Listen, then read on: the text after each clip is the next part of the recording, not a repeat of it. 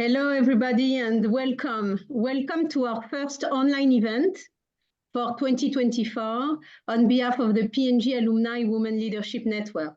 We are really delighted to have you together today and to really gather virtually once again, following the tremendous success of last year's event that was hosted by our very dear Anne Franke. So allow me to introduce myself. I'm Sophie Bloom, the vice chairwoman of our vibrant network. And today we have a very, very, very engaging panel discussion lined up. I'm truly honored to introduce our wonderful moderator, Rebecca Keat, that is with us today. A few words I would like to share before we start about Rebecca.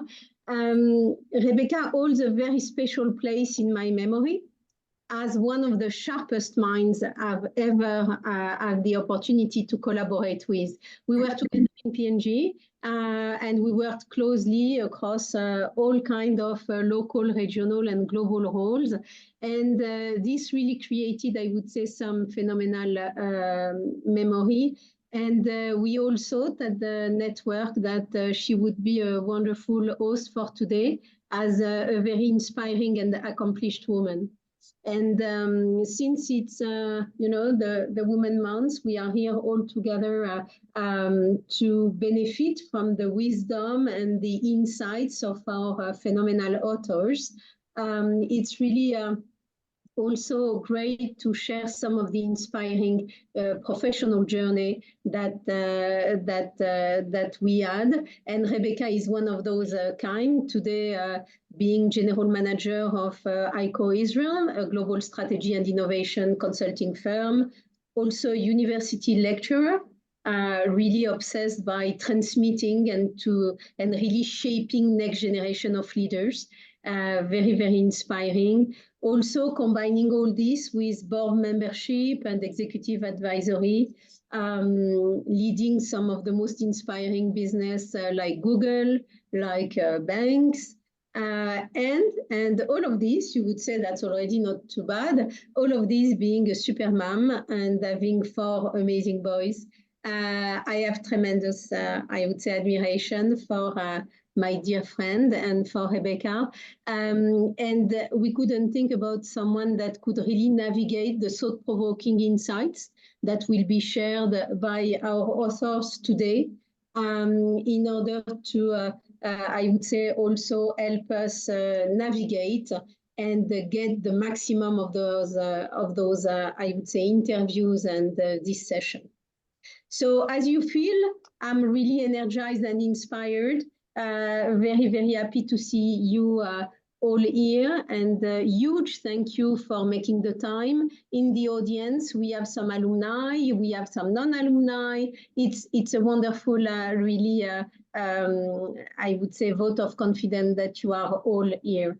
I will also play a bit the logistics here. I'm going to, I would say, put for you the book links in the chat so that you'll be able, if some of you would like to purchase, please do so. Those are really very exciting and insightful books. Also, we have enough time in order to play question and answers. You have in the bottom of your, I would say, screen, you have a box that is called Q&A. After each section, we will have time to answer your questions. So please put them there, and I will take time to read them so that Rebecca can handle them and direct them to our authors. Thank you, Rebecca, for graciously accepting this role. And let's embark together on this wonderful journey. Wishing all of us and a great session ahead. Thank you. Thank you very much, Sophie. These are indeed very kind words and almost embarrassing. So I'm very proud to be here and very honored and humbled to moderate this session. I think we have fabulous women who made it to become authors, accomplished authors. And thank you, Sophie, for leading this, for helping us to have this impactful leadership in action session and the Women Leadership Forum of PNG Alumni.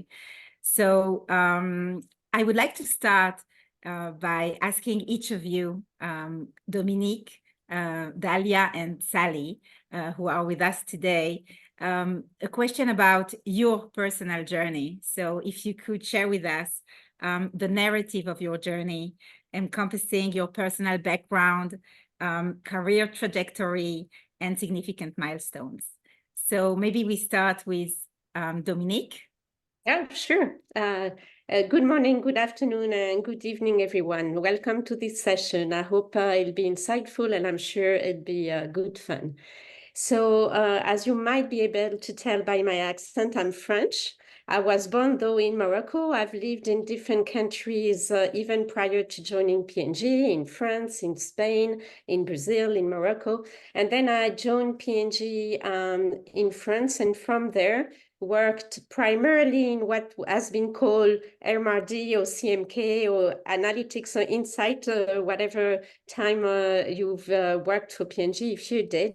And I've worked in that capacity in P&G across 3 regions, in France, Spain.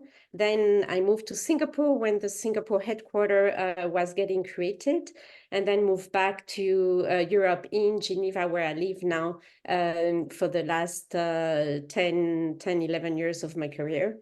I've done all kind of jobs, local, regional, global. And the last 8 years of my career, I led the CMK organization for the beauty business. So I had a tremendous time. And since then, I've left P&G 5 years ago, although I think it'll be soon 6. I've published my first book, as we'll mention later on. I sit on the board of a small company and do consulting for them. I'm part of a startup accelerator. I do a lot of volunteering work. And then right now, what takes me most of my time, I'm in the middle of writing an historical novel, which is a different adventure altogether. So that's in a nutshell. I have 2 daughters and 2 grandchildren and a husband. Wow, amazing. So grandchildren is also something you should tell us about. It's wonderful. The best thing that can happen to you. Yes. So actually, when I became a board member, I was told you have to look at the board membership role just as you look at being a grandparent, because you're not a parent, you cannot educate the child, you cannot do the decisions and action on them, but you can just give advices, and you have to pick your battles. You cannot say everything you want. So that's such a good advice that I got. And that's it's a great analogy. Right, exactly, because when you're a C-level executive, you're so used to execute the work and think of all the things that you need to do in business, and suddenly they tell you, no, now you're the grandparent. So we can learn from all the experiences. I'll use that quote. See, I've learned something today already. Yeah, nice. Thank you. So Dominique just shared with us an amazing experience. First, you can hear from her that she's coming from research, so very analytical and thought through, but also that she's doing many things today and having several careers in parallel, and also jumping into a new adventure of writing a historical book, which is really something new.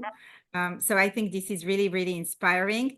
And I'd like to move on to another inspiring woman, Dalia, who is also a dear friend with whom we've worked together in Israel and also in the region in CEMEA and in the global FemCare assignment. So please, Dalia, tell us your story.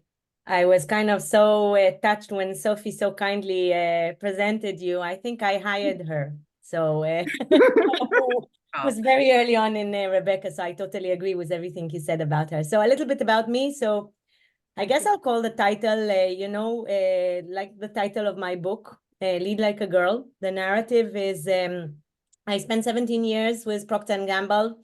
I'm originally from Israel. I always joke and say I'm made in England, born in Israel. My parents are British. I came over.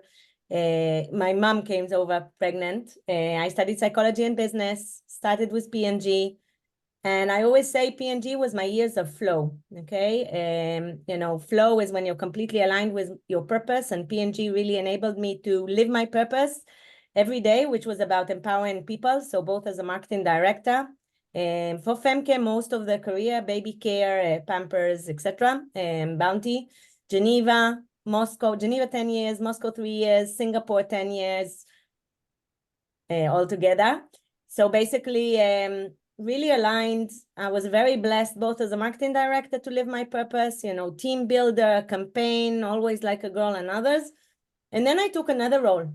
In 2015, the company wanted me back in Geneva. My husband opened a startup. I decided to put my money where my mouth is on dual career and decided to part, not from my husband, from P&G, but I can tell you it was almost like a divorce because I was so aligned with the values of the company. And I left and I took an amazing role as CMO Asia for another Fortune 500 companies. Everything seemed amazing. But a month into the job, I got a new boss and basically realized he was a bully. And, you know, working in P&G, we don't realize how good we have it. And I tried everything in my toolkit to manage up. I was always told that I'm really good in managing up. And I stayed there for 3 years. And all of those learnings, so from learning the good, the bad, and the ugly, I basically decided in 2018 to pivot my career to go back to psychology, became an organizational psychology in INSEAD, then studied positive psychology with Dr. Tal Ben Shahar, learned that everything I believed intuitively about leadership is grounded in research, started teaching positive psychology in Singapore Management University, and then opened a little startup called Happiness, Up Your Game at Work, which is all about, you know, teaching the principles of positive psychology through play. And that's what I do today. So I work with companies on how to bring more purpose and joy back into the workplace. Wow, so this is truly inspiring. Indeed, you've gone, you know, a long way with a lot of diversity in the assignments and in the value that you give, but it's very noticeable that you're all about people and your love and your light is really shining through. So thank you, Dalia.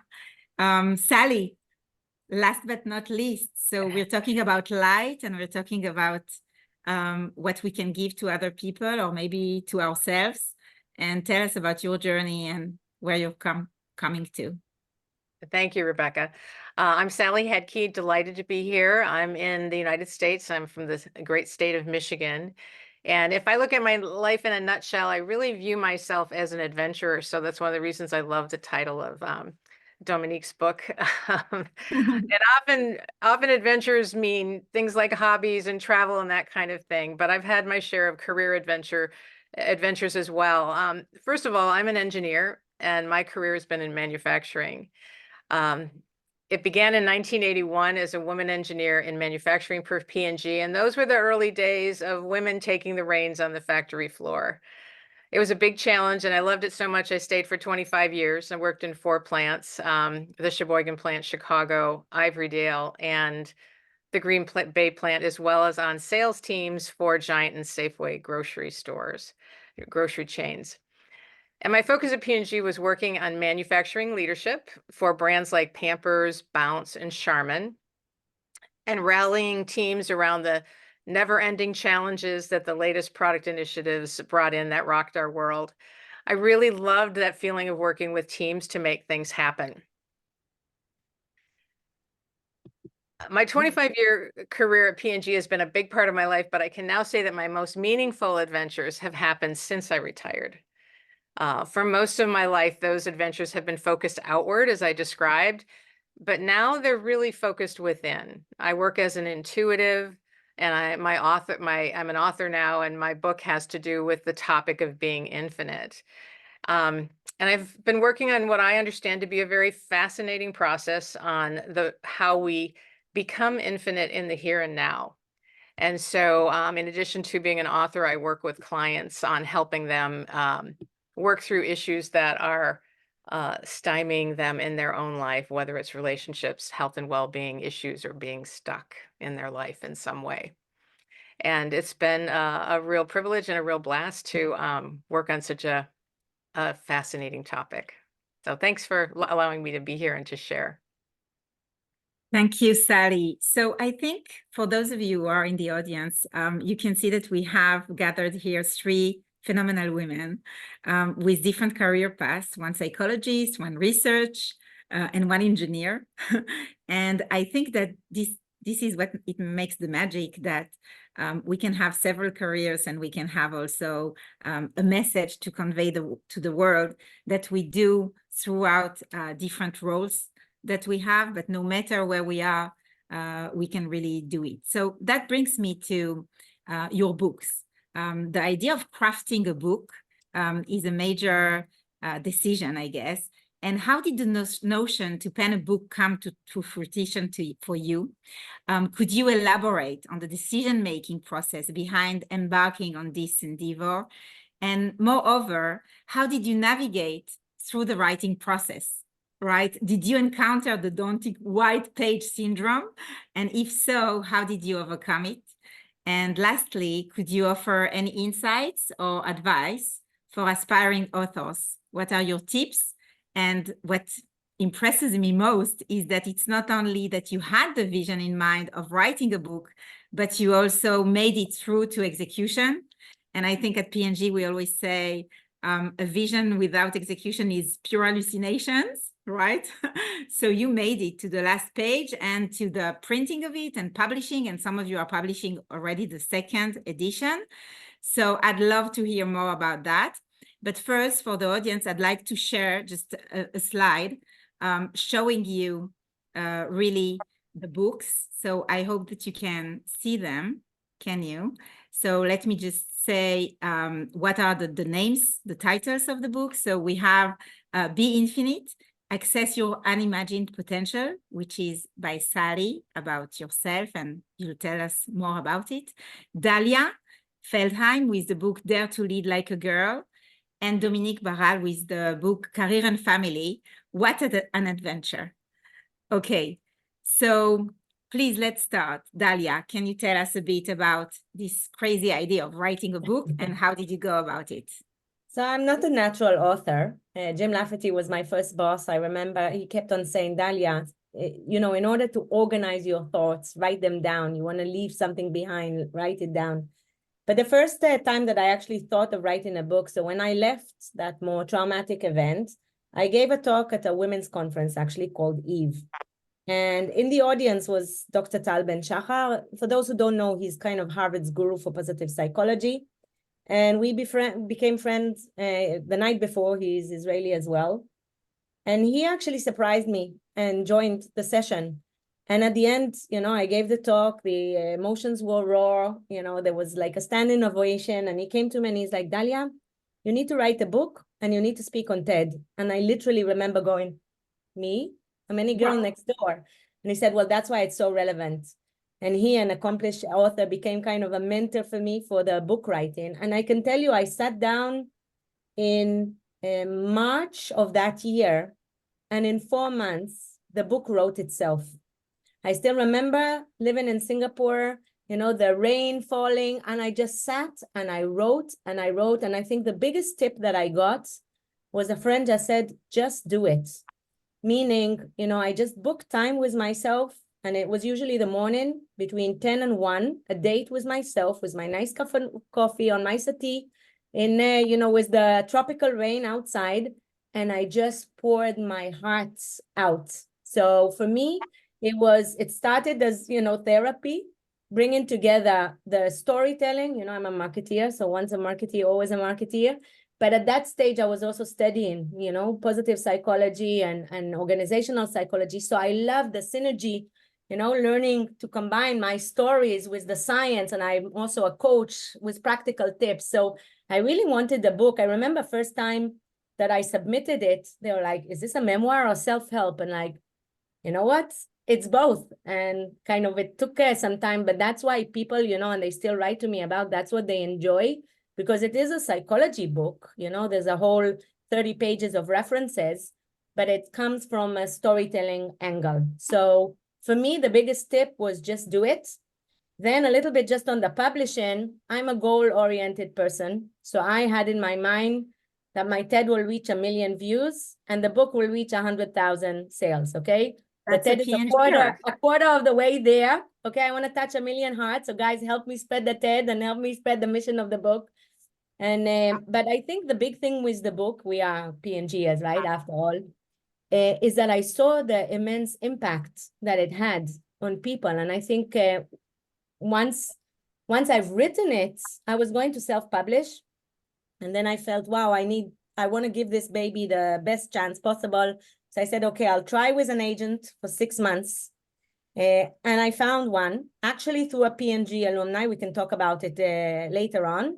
The inspiration came to me from the first PNG alumni event in Cincinnati that I attended. And there was a colleague there, he wrote a book, and he actually directed me to his agent. So that was kind of, the PNG alumni closing of the circle. And then COVID hit, and we got a no after no after no from the big publishing houses, because without even reading the scripts, right? It's like not the right time, etc. And, I was just ready to give up and self-publish. And in the end, Roman and Littlefield picked it up and loved it.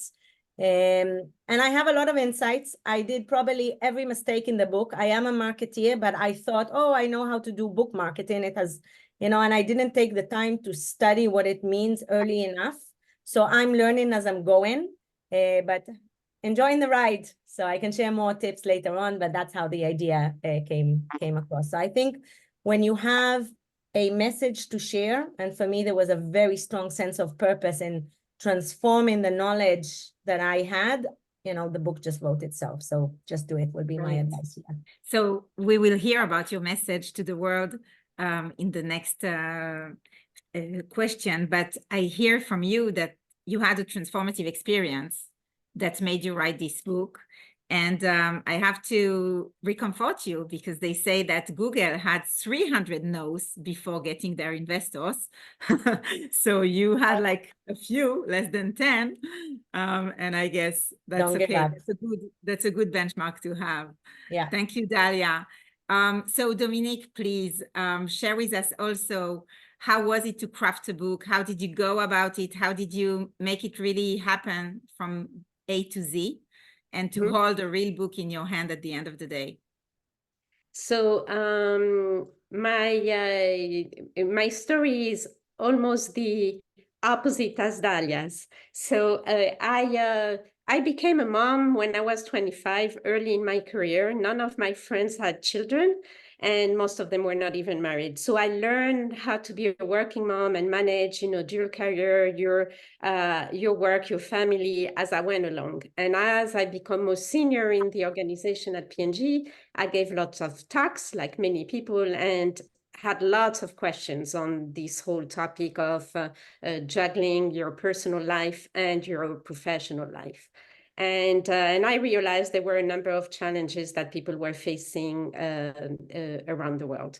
So the idea of writing the book was to actually share some of my observation, my mistakes, my tips, my learnings with a broader audience, but also to serve as a marketing tool for myself to continue giving talks after I left P&G. So that's how the idea of the book came along.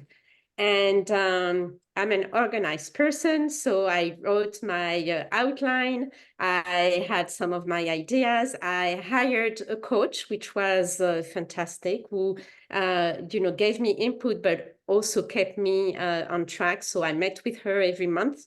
So I had written a chapter every month. Otherwise, I would pay her for nothing. And that really helped me.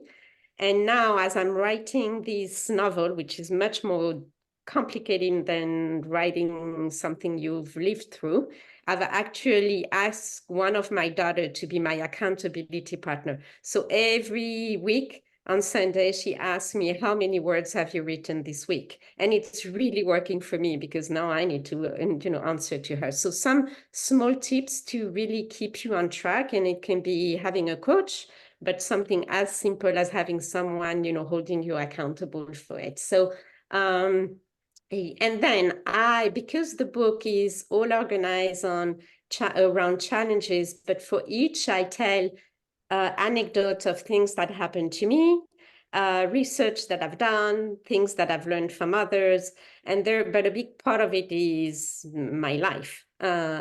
So I felt, I don't want any publisher to touch it. I want to self-publish. So the first round, I self-published it, and actually one publisher then picked it up and published the second edition. So that's really how this happened. And I had to learn, how do you get the cover? How do you get all the authorization? I translated it I work in French, translated it into English, got it published both in the US and in France. And then I've got a Spanish version waiting to be published. Wow. Amazing, Dominique. So you were very concrete about what you did. Like you said, this accountability of number of words and taking a coach, asking for help, knowing how to, pay for help and get more out of it. And Dalia with the 1 million views of TED. So each of you really show how measures and data is in our blood, the PNGers. We need to have a target and to achieve it or overachieve it. That's amazing. So I have to say that I also gave birth to my first child at the age of 24, like you said 25, but I was 24. And it's quite amazing to be the first and the only one, because then you just have to invent the cookbook yourself. It's actually maybe easier. You have no benchmark. So it's probably the best. Okay, so Sally, I'd love to hear you. I promised, I'll ask you last because I think your journey is very special. Dominique and Dalia wrote a book to give something in our respect with others, and you gave something that is with our respect to ourselves. So go ahead, please tell me how did it go? Sure. Well, my book actually came out of the blue. It's not a book that's targeted toward the workplace, but it is about adventure and leadership in its own unique way. I had no intention of writing a book. I actually had a situation where a friend of mine passed away unexpectedly at age 40. And she and I had been in an online group studying how to use our intuition. Mm-hmm. And after Maria passed, she managed, of course, to get a message to all of us that actually changed the course of my life. And here's what she said. She said, "You guys, you have no idea how infinite you are. You don't have to wait to get here. You can do it there. You can do it now." And for me, I'll tell you what, in that instant, I totally believed her. And it was also very clear to me that I did not feel infinite, but I wanted to. And so with that became my purpose, to understand how to be infinite. And to do that, we were talking about research techniques and that kind of thing. I'm an engineer, but the place I went was to my spiritual guides. So I have a spiritual guide team that I've been working with for about 8 years. These aren't people, they're divine help. And I asked my spiritual team, to work with me on this topic, to explore it personally for my own benefit. And I was doing that for about 4 months, and I was so fascinated by what I was learning. And all of a sudden, one day, I just knew in my heart that I had to write a book. I didn't analyze it. I didn't talk about it with other people. I just basically said, okay, I'm going to write a book. And within a week, I had signed up with a self-publisher. And within 2 months, my first draft was written. And no sooner had I written my first draft when I synchronistically found an editor who thankfully led me to a rewrite, which it desperately needed. It was a good start, and worked on several rounds of editing with her. And Dominique mentioned hiring a coach. I'd like to say there's a lot of resources out there if you want to write a book. Okay, and there actually is a protocol on how to do that. I wasn't following it, but it is out there. For those of you who really like that kind of structure, it is available to you, and it's a really good investment. And the editor really helped me to focus not on just what I was writing, but how to do it in a way to write a book that a reader might love, because this is all about getting the message out and to other people. So my book was in my hands and published within 11 months of my first getting the idea that it needed to be written. So I too was very driven, and I was doing things like probably writing 3 to 4 hours a day, finding my spot. Sometimes it was at home, sometimes it was at a coffee shop. But it was a really wonderful, wonderful process, very thought-provoking and enjoyable. And one thing that I learned is that they often say when you write a book, you write it first for yourself and then for the reader. And that was certainly the case for me. I learned a lot about my topic by writing a book, by writing the book. So if you want to learn more about your topic, write a book. So you don't write a book when you necessarily know all the answers, right? You write the book when you've got an idea that you've got a pretty good start. And by doing that process, you will learn more that is meaningful to you. So I learned a lot about the topic, but I also learned how to write a book. And I mentioned there's a protocol. And there's a lot of classes, or a lot of online resources. Hay House has some great free resources to help you if you want to get started in writing a book and the whole process. But I found my editor to be the most valuable person in my chain in getting my book out there. Nice. Rebecca, So maybe can I add another thought? Something came to my mind that I didn't mention Sure. before. Sure. Irvin Yalom, he wrote a memoir that I was just reading as I was thinking of writing a book, as I started the process. And he writes how with every book, he would go into a writing retreat. He would just go somewhere nice. And you both mentioned the importance of enjoying the process. So I said to myself, okay, when I come to the last chapter, I'm going to go on a writing retreat. And not only that, I'm going to go on a Vipassana, okay? Now, anyone who knows me, shutting up for 1 week is not my cup of tea. But I took myself to, a silent retreat in Bali. And I still, until today, remember the magical feeling of writing that last chapter. Now, it's an interesting point because it ended up not being the last one because then COVID hit. And I found myself 2 weeks closed in a hotel in Singapore. And my husband was like, okay, this is your opportunity for a second writing retreat because you wanted to add a chapter about post-traumatic growth. So I even ended up doing a second writing retreat. But that would be another big tip, enjoy the process and really take the time to, I still can remember the smell of the places where I actually wrote those chapters, the last kind of thoughts. So that was another thought there. amazing. It's really important to enjoy the process and enjoy what you do. And I think that sometimes because we are very goals oriented, then we just enjoy or celebrate the end results. And it's not true. We need to know how to celebrate all those quick wins and all the milestones in the way. And even if we had one successful day, that's also a lot. And I really agree with what you've just added. But coming back to Sally, I think that when you said I was learning by writing the book, and maybe that's the best way of learning a topic is by writing the book, then I really can identify with you, because when I'm teaching at university, I said, I don't want to teach marketing because I know marketing too well. I want to learn something new. So, so I'm teaching innovation, entrepreneurship, and even research methods in human science. And I think that's so valuable advice, that if you want to learn a subject, you can teach other or write a book, and then you just become an expert in the subject. So I hear from all of you a couple of words about the publishing process, but while Dominique and Sally went for self-publishing, Dalia went for a publisher, right? So can you tell us a bit the differences, or what was your experience and your choice in going for that? And so that maybe if someone in the audience wants to write a book and to publish it, he will know the difference, he or she. Yes, Sally, tell me your choice of self-publishing.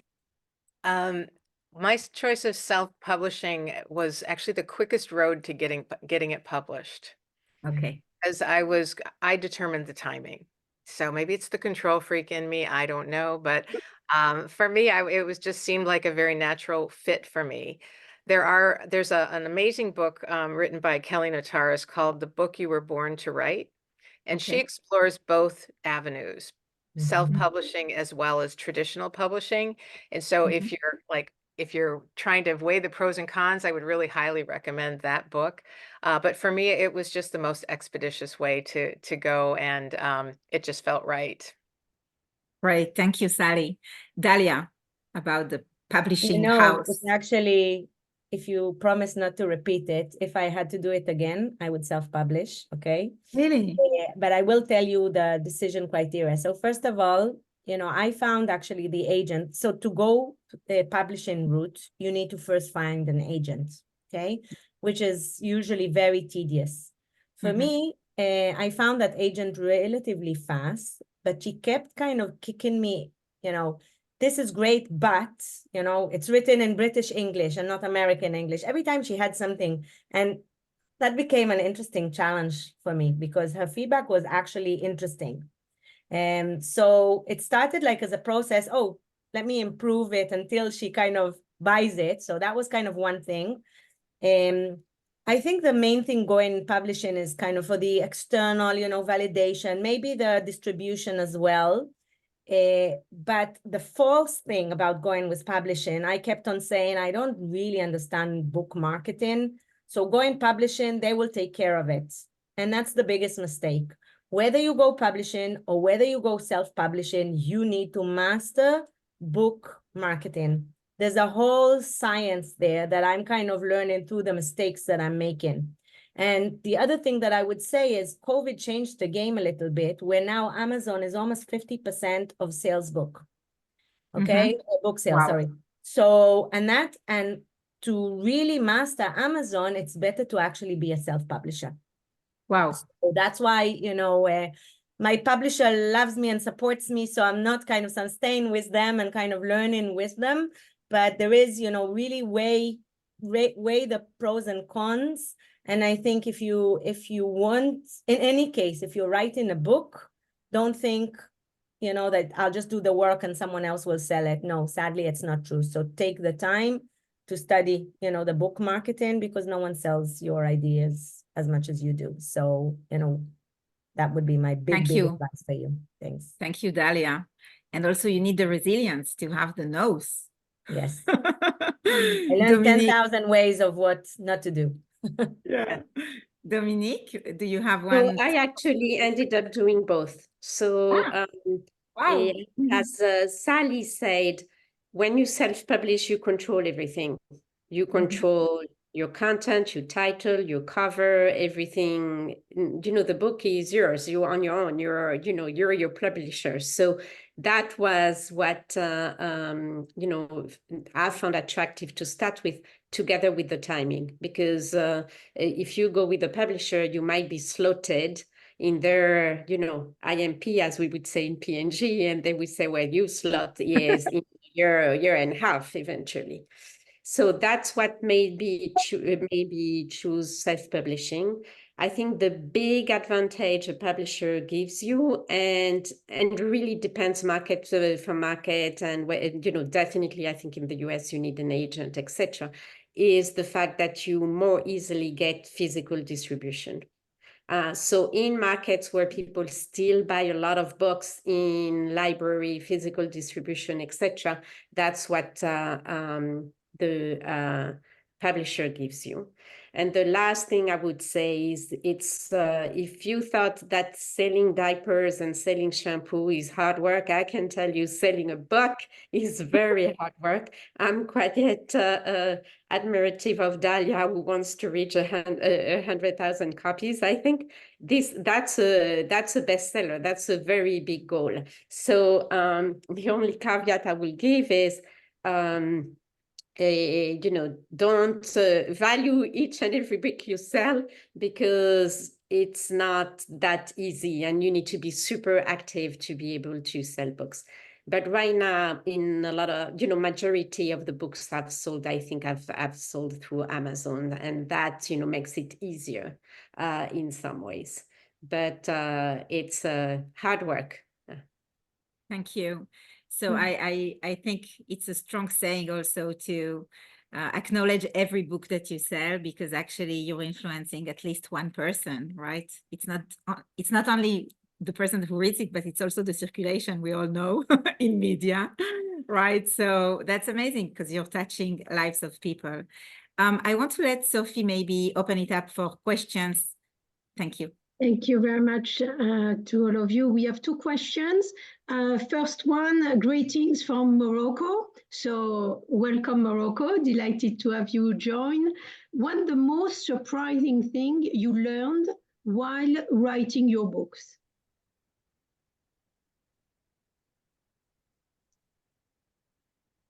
I think the fact that you get in a zone and the story of the book takes over, even if you've prepared and you've planned and I knew what I wanted to write, at some point things emerge. And if you write, now I'm writing a fiction book, which is different. So, and then if you write a fiction book, that's definitely true.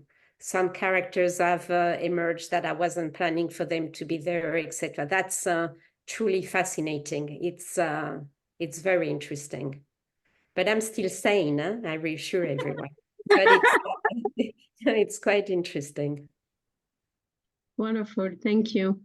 I have another one for someone else. You have all taken significant turns from your corporate existence as P&G. Do you wish you made the shift earlier? What were the signs that your life needed a change?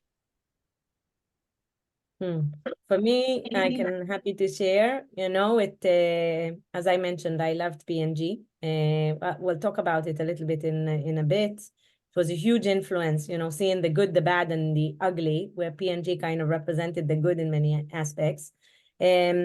But for me, when I left P&G the first time, I had a calling to go back to psychology. Okay, I did my coaching course, I did a yoga instructor's course. I kind of was getting into that zone, but I was still the main breadwinner and paying for my kids. I didn't mention I have 3 amazing kids and an entrepreneur husband, which is a 4th kid. So, I kind of said, I'm not ready to make that jump yet because, as the main breadwinner. So then I took that second CMO role and the universe punched me in my face with that role and kind of, said, you're not aligned with what you're designed to do. So I had such a challenging second assignment, which was an amazing message, amazing learning experience. So I guess, I didn't listen the first time. So I said, okay, maybe I should shut up and listen. And I really feel that kind of you feel it in the gut. It's not easy leaving the comfort of the corporate world, where today I'm an entrepreneur. I have my own company on top of the kind of coaching, the little ed tech. There's a whole kind of, and we're all there, right, with the alumni. It's a whole different roller coaster. But I think, it when you're in your heart, when it's the right time to leave. And I'm super grateful for every single kind of year. I spent 17 years. And I'm grateful for every single year in P&G. So that was my trigger. Okay. Maybe a last one for this section, and then we continue so that we can continue to enjoy. So great panel, thank you very much. Being ex-P&G business leaders, did you have a P&L for your book launch? How did you set the price, and what does it cost to print a book? Very concrete. I think we see a lot of writers, I would say, starting here. So maybe one of you can answer that. I'll take a cut at that one. I mentioned self-publishing, and I actually worked through Balboa Press, which is kind of a hybrid self-publisher, right? So you're not doing all the work, like figuring out how to do everything. They help with a lot of the things that they're very good at. And one of the things that they helped with that was the pricing of it. My book, interestingly, is a smaller book. Ta-da, oops, can't see it with the background. How about that? Put it in front of me. There we go. So it's about 100 pages. And so if you think about most books, I didn't know this, but they're about 250 pages generally. And so there was a question, I thought, oh my gosh, how much should I put in the book? And one of the things that the editor really helped me with was smaller books are not a bad thing because reading is a very big investment, and a lot of people get intimidated by a larger book because they simply don't have the time to do it. So that was an interesting thing for me to learn, but what it does is it actually keeps the price point down a bit as well. So my book on Amazon is $11.99 for the soft cover, and that was just what they recommended based on the genre that it's in and the length of the book. Okay, so I wouldn't have known how to price it without some help from the industry, right? So that's one of those cases where you really want to find out who knows the book business and how do you look at pricing it. You can change that price later on if you want. I could change it on Amazon today if I wanted. I could go on and change it, even though it's printed in the books. That gets a little harder to do. But the metrics part is an interesting one. I'm not trying to make a living from my book. If I were trying to make a living from my book, there would be an entirely different set of metrics and probably support team and that kind of thing to go along with it. But for me, this is, as I think all of our books are labors of love, and I'm viewing it more as something I just really want to and need to put out into the world. And it had to come, for my message particularly, had to come through me. Yeah, and I very much agree with that. I think one thing that I would mention, as I mentioned before, you're the general manager of your book. The publisher recently shared with me that 80% of my book sales comes through me, through my conferences and my events, etc. So I think, that's, and to the other point, to the point Sally mentioned, book writing is not financially lucrative. I haven't met, unless you're kind of, on the roll of every year a new book. I mean, you can leverage it later on from turning it into speaking or coaching or other things, and I did that before having the book. So, I can't really tell you how much it accelerated that piece of the business. But I think that's one thing, setting goals, but also letting go. And realizing, and I just will share one little anecdote, that each one you touch is an impact, because we're there to make an impact. And, when the TED came out, which was the kind of thesis for the book, I had many calls from people all over the world, men, women, etc. And I had the weirdest call was from a guy in Australia. He called me, he says, Dalia, I saw your TED, thank you so much. I realized I'm an asshole. What do I do? And we started working together. And then, today he left his sales job and he became an asshole eradicating coach. And so, yeah, he's actually turned that into a business itself. And actually in the book itself, I talk about it. So I would just say, have goals just because it's easier to manage against something. For me, I just want to give it the best chance I can. But also remember you save one life, you save the world. So everyone you touch is a huge impact. So I think that's kind of finding the right balance there. Thank you, Dalia. And this really takes me to my next question, which is about your calling, your message to the world, because we see very clearly that there is something that you want to convey in your book. And I would love to hear from each of you within the pages of your book, what overarching message do you aspire to convey and to whom is it directed? And what are the aspects that you want people to use from your book and from the experience you had? So maybe Dominique, if you can start, please. So I would say the message of my book is find your own path. At the end of the day, our lives, they seem similar, but they're different. You have different times when something is right for you. And you're the only one who can judge. And you said earlier that being a mom early makes it easier because you can write your own chapter. Well, I've always felt that at the end of the day, we want it or not, society kind of put some pressures on us. And I must have done the same thing. We all have assumptions on how other people should be behaving or doing things, etc. So I would say find your own path, and that can be on small things and big things. For example, I was the kind of person who liked to work in the office full on, but then I would leave the office and I would be full off. I had colleagues who would leave at 5 p.m., take care of their kids, and then start again working at 9 p.m. That would not have worked for me, but worked for them. So, on small things, find what works for you. And then, change preconception and choose. I was a leading career expat woman. My husband followed me into Singapore. Well, we were not the typical couple, to the point then one of our neighbors the first day saw me waiting for the school bus and asked me, "Oh, what does your husband do?" And I said, "Well, he's looking for a job." And he said, "Oh, you came here without income." And I said, "Well, think twice. Maybe someone else can earn an income in that family." So, but and he's still today a very good friend. And I don't think he said it, with any bad intention, but it's just, the convention wasn't that. And so find your path, find the ways to do it, learn from others, definitely, get advice, get help, etc. But you're the only person who can decide what's right for you when. And by the way, things will change, throughout your career. Obviously, when your kids are small, if you have kids, if you're dual career, etc., that's different from if you're not, or if your kids have grown up and left their home. So that will be my message. And then be nice to others who are trying to find their own path. Don't judge too much.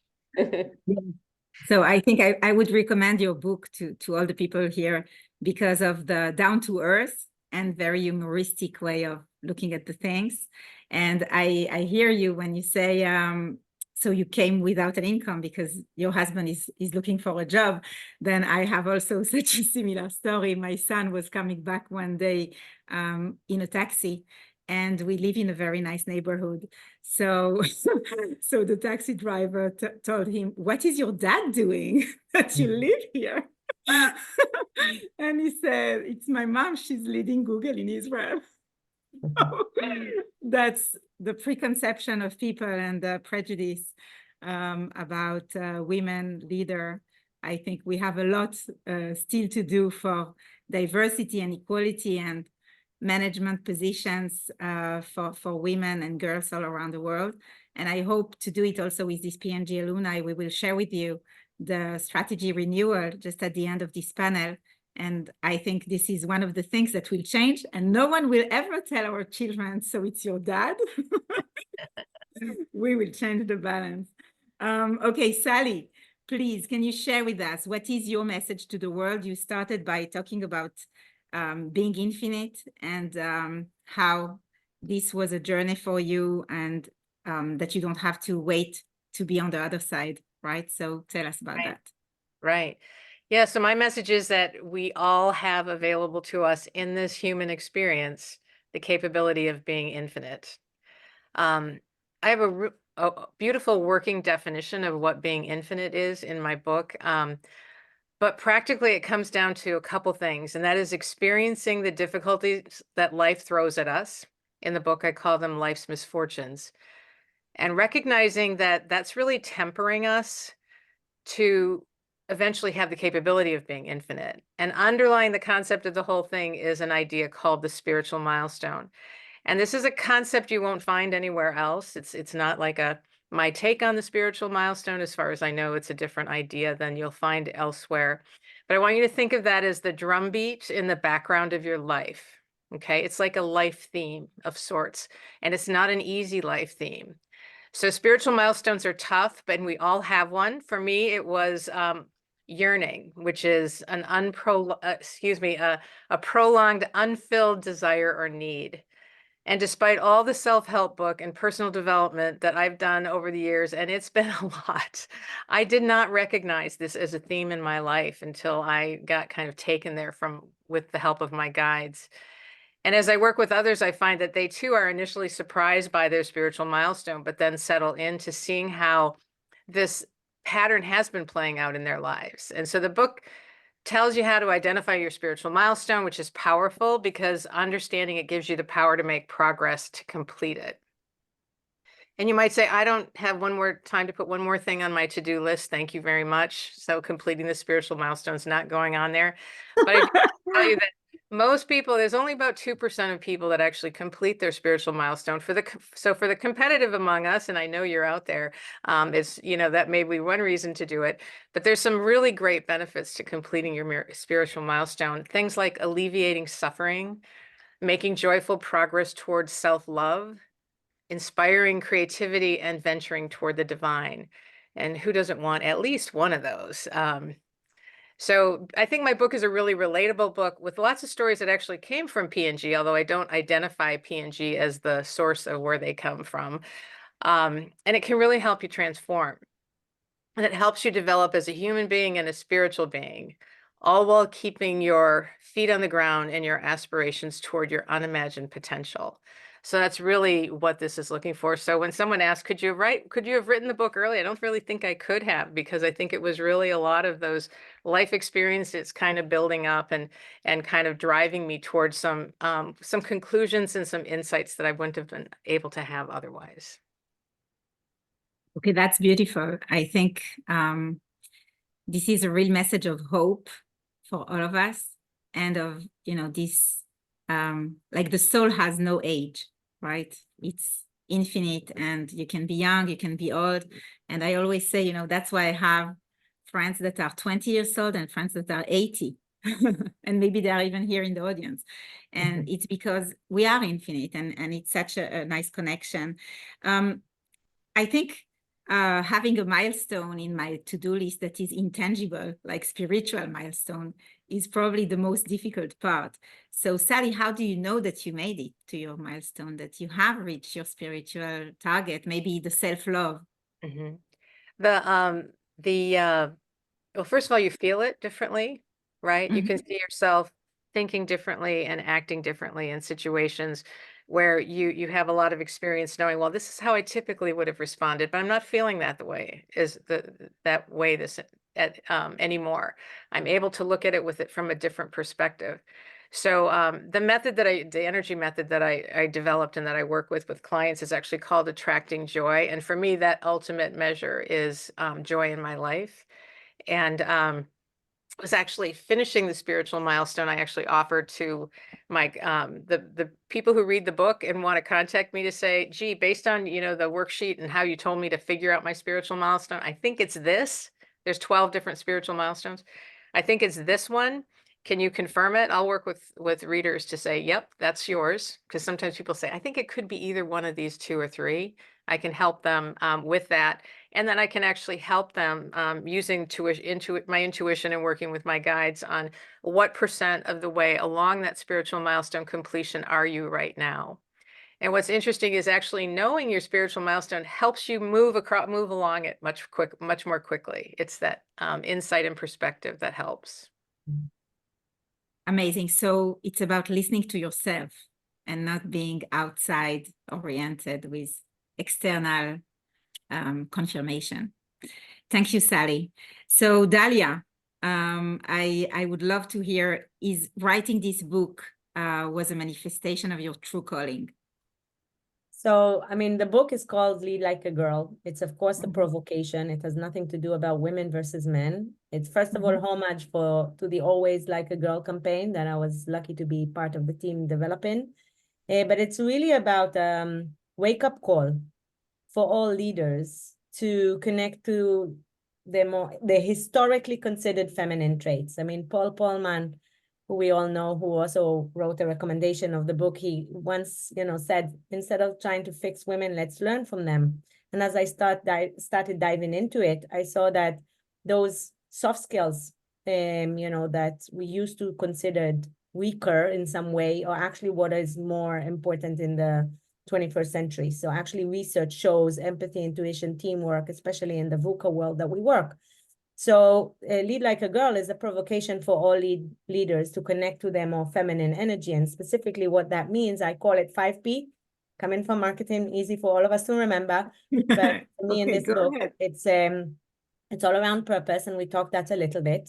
Okay, purpose is really understanding, you know, what drives you, what you're good at, what you're passionate about, what the world needs. And if you ask me, and this is my favorite workshop that I do with companies, you know, I take them through a whole journey of finding their purpose through their heritage story, because I find if you ask me, you know, what was a secret to being in flow in P&G, it was around knowing what my purpose was and directing my career so that I work more on my purpose. And he who has a why can endure anyhow, says Nietzsche.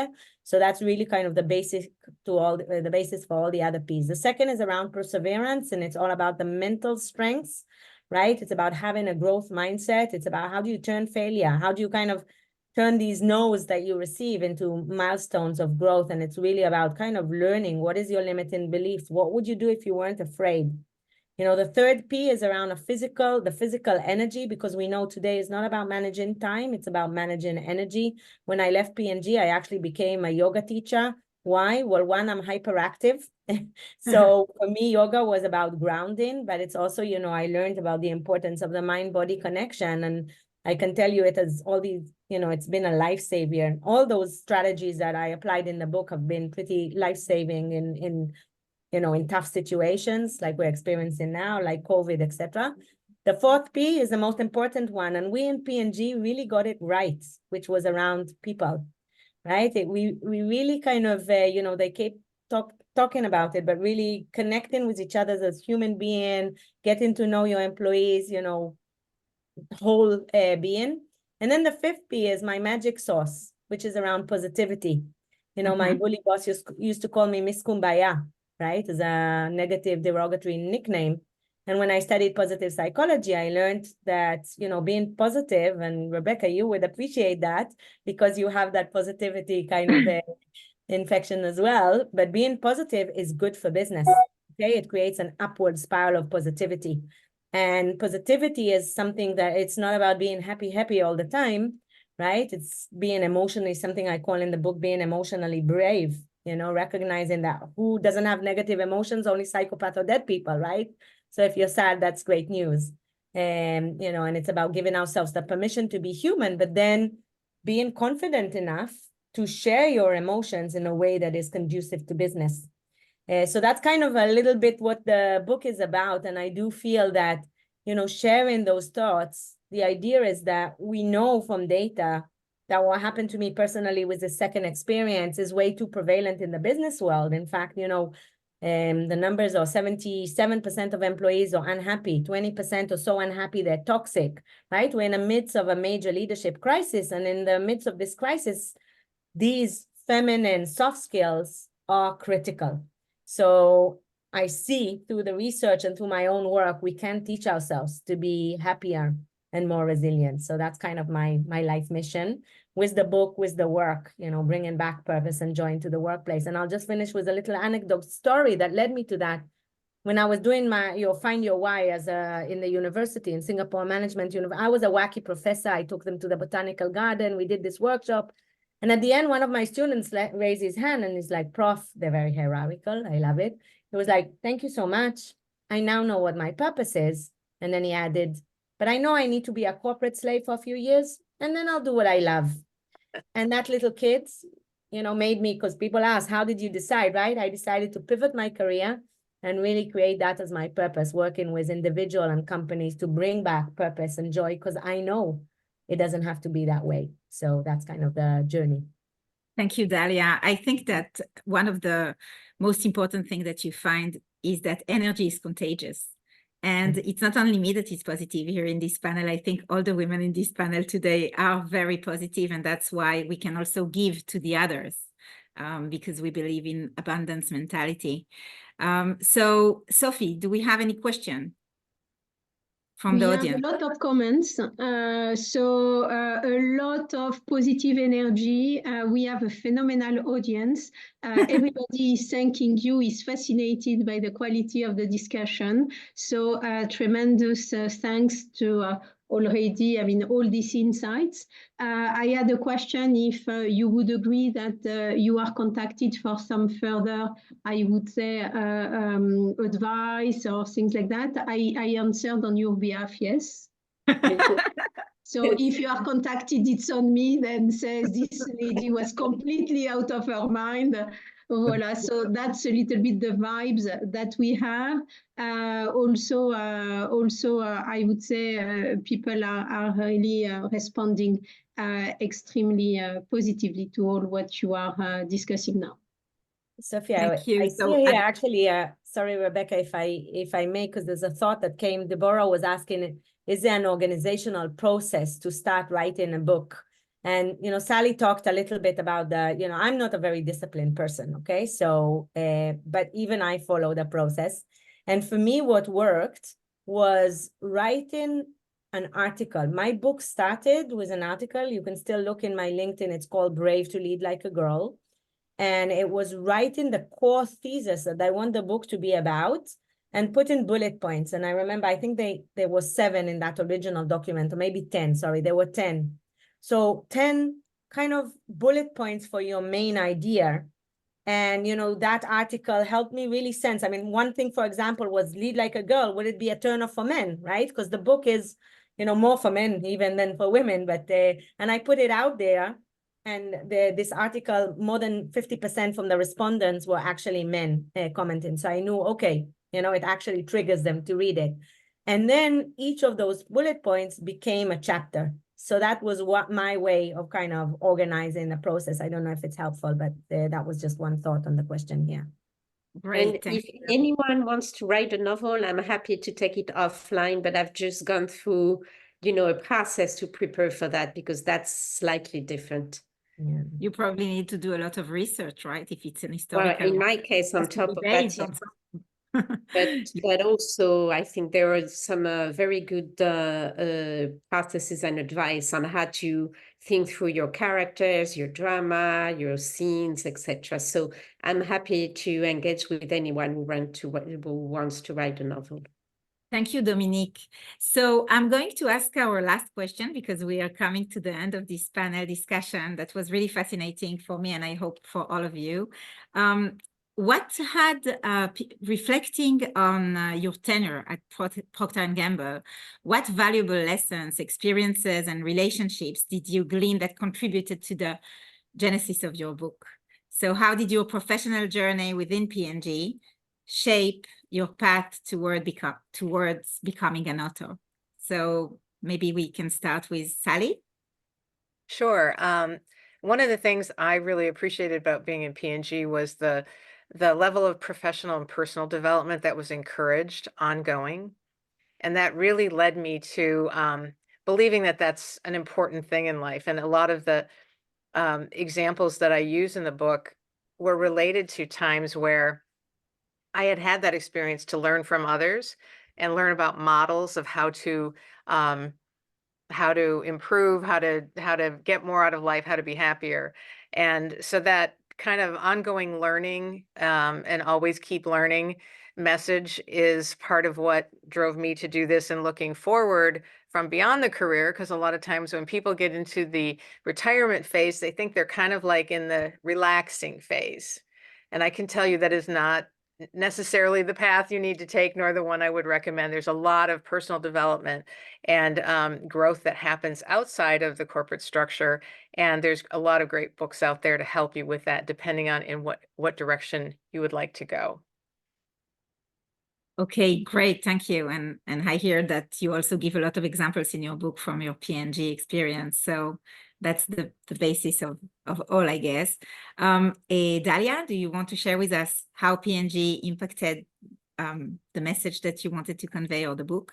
So I'm debating whether to get... The TED Talk starts with a story, okay? The tale of two cities, where 6 months into my role at P&G, I was in my boss's office, Jim Lafferty, for those who know, because one of my launches hit a wall and I was like super angry and frustrated. And when I get frustrated, I have a really automatic reaction where I tear up. And I was like so embarrassed. I'm sitting in his office crying and he smiled at me and he gave me a box of tissues. And when I kind of got back to my senses, he looked me dead in the eye and he said something that became, a theme in P&G for me. He said to me, Dalia, don't you ever be embarrassed for crying in the office again. It's a sign of your passion and not a weakness. And if you ever work for someone that doesn't appreciate it, walk away. They don't deserve you. Now, 17 years later, in my new assignment with the new boss, a few months into the job, he calls me into the office, starts giving me feedback. Now, we love feedback, right? In P&G, we used to call it tough love, but there was only, no love there, just tough, humiliating, denigrating, and I was holding it in because I was a C-suite woman, the only woman on his team. And then he started insulting my team. And that's when I became a lioness, right? Because they worked so hard. And at that moment, a tear appeared in my eyes. He gave me a box of tissues. And for a moment, I had that warm, fuzzy feeling, remember, in gym. But then I kind of looked up and I saw something weird and he smiled. He turned around the tissue box. And on the other side was a handmade sticker that read Dalia's tissue box. And, I was like, are you kidding me? This is a HR assault. And he kind of leaned back and he said, stop being so emotional. It's just boy banter. I know you have a sense of humor. I tell this story actually in the TEDs. And I think this tale of two cities, seeing the good, the bad, and the ugly, and what it feels like to work with a company, lucky for me and for us, I worked in a company, I had many bosses like Jim that believed in me sometimes more than I believed in myself, right? And then seeing what happens when you work for someone that doesn't, and how important it is for leaders, and it goes straight to the bottom line. I mean, today when I say to CEOs, I teach happiness, they're like, Dalia, what fluffy business is that?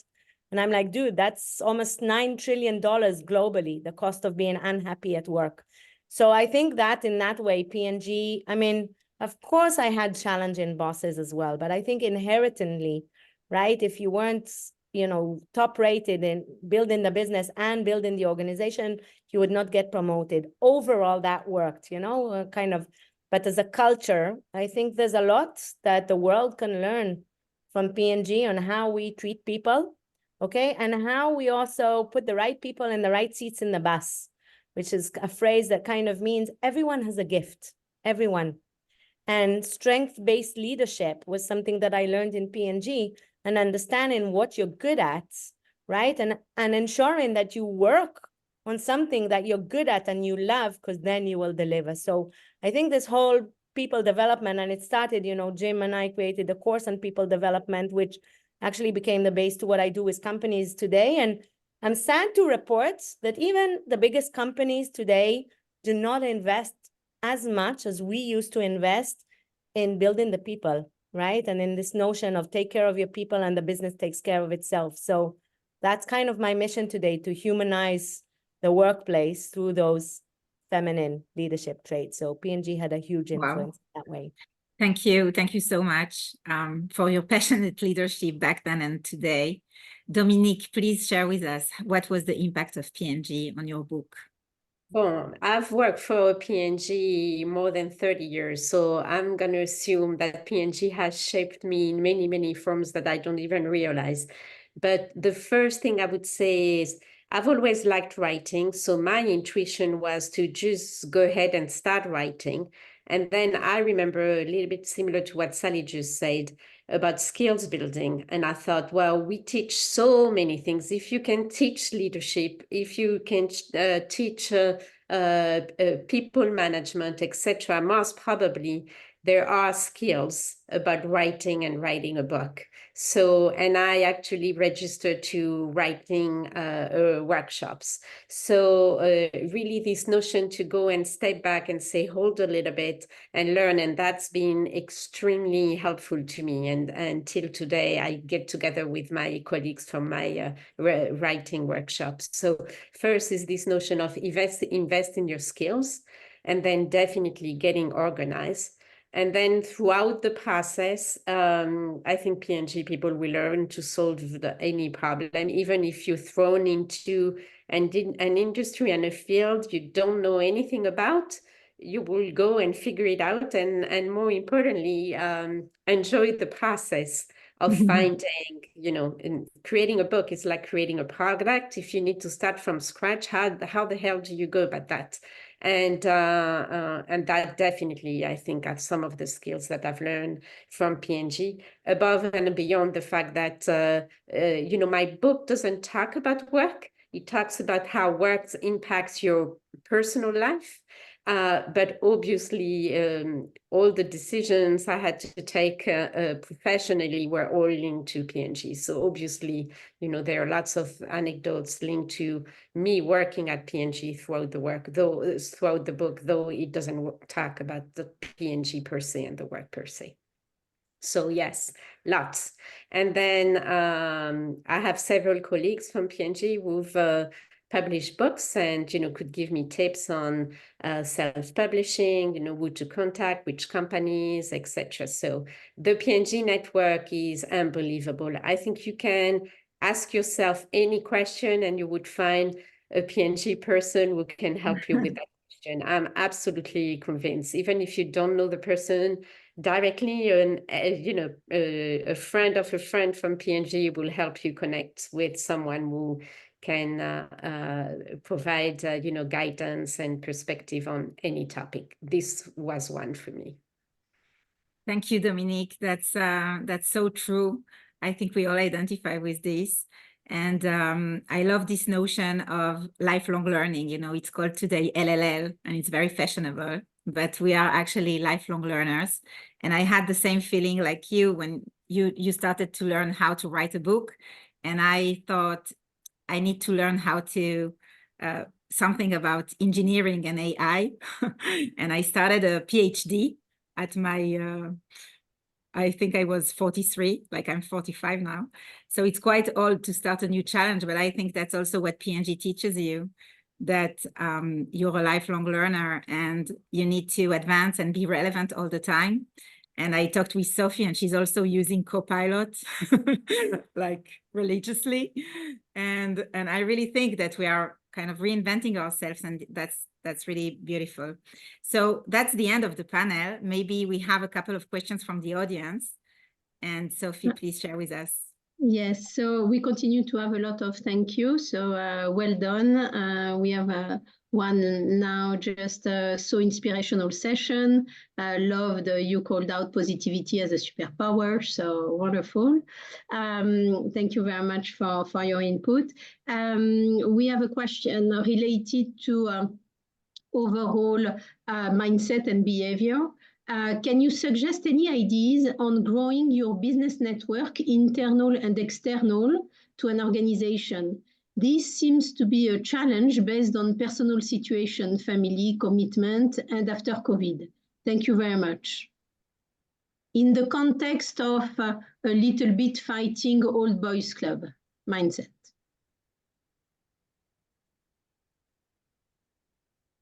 So some thoughts on creating internal and external business network?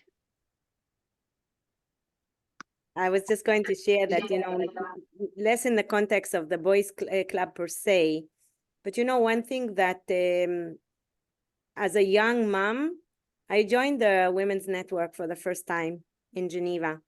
And when I moved to Moscow, actually, I established the Women's Network, and then in Singapore. And we knew the power of people and connections. And then when I moved to become a C-suite, actually, that was the loneliest period because, you know, suddenly I was almost too busy. You know, I skipped lunch, and my Singaporean friends always said, but lunch is the most important meeting of the day, which is true. I didn't spend enough time. I was new to Singapore, you know, building networks, creating links, supports. And the boys club, I mean, it always felt a little bit, and I don't want to get into too much of the details there, but it was a very, very tough, toxic environment. And I think what would have helped me if I was more diligent about kind of going out there and creating a network. And when I left and opened my own company, COVID hit. So the first months after leaving, you know, P&G, where, you know, the first month that I was supposed to make a salary that was even close, I think it was like a fifth of what I made before, but it was kind of a meaningful salary, was March 2020. Okay, I don't know if you remember what happened March 2020, COVID hit, my salary went to zero that month, and I had to start everything from scratch. And, you know, opening the business, being kind of in COVID felt very lonely. So one tip that I started then, and I do until today, is I connected every week with one LinkedIn contact that I never spoke with before. and invited them to a virtual lunch.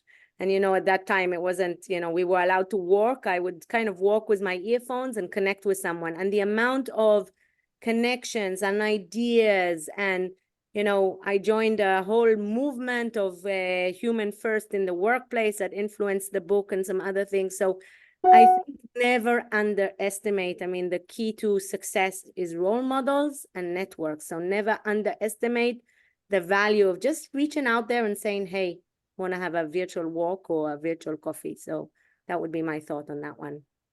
Yeah, Great. and building on that, I would say map out all your contacts. You know, just look and do even a mind map, because you'll realize that one contact leads to another contact leads to another contact. So map them out. And as Dalia said, reach out. And sometimes, you know, you don't need only to think through reaching out for business. You can reach out for guidance. You can reach out for contacts, etc. And people love to help. And particularly, I found that ex-P&G people love to help. So establish the connections, and you'll be surprised by how many connections you can make. And you never know from where, you know, your next business can come. So those two, don't be afraid, reach out. And one of my old bosses used to say, you already have the no, so just ask. And if they say something different than no, well, you're good, because the no, you already have it. So thank you, Dominique. So I want to close this panel and really thank you for your authentic, humble, and powerful leadership. You are real role models. And I would like just to close this session to share with you the renewal of the vision and strategy of our P&G Women Leadership Forum in the P&G Alumni Network. I hope you can see my screen. Yeah. And our vision is to be the most impactful and empowering professional women leadership network in the world, grounded in P&G values. And I think the values came through this whole discussion. And our mission is the Women's Leadership Forum Network fosters opportunities and enables impact for P&G women alumni worldwide. We have chosen to concentrate on 3 focus areas for 2024. The first one is around leadership, and we are going to launch the coaching program at scale, because we have a wonderful coaching program and we want to scale it up. The second point is going to be about enabling meaningful connections. So we will have a great communication plan with conferences, content, and tools. And the third point is about advancing women's professional journey and building a board program, and the coaching program scaling together will enable women to achieve their new highs and new levels and of success in their professional journey. Thank you very much. Thank you. Thank you very much. Well done. Bye-bye. Bye. Thank you. Bye, everyone. Thank you. Great learning from all of you. Thank you. Thank you. Wonderful you joined. Bye-bye. Thank you to all for joining and all your questions. Bye-bye.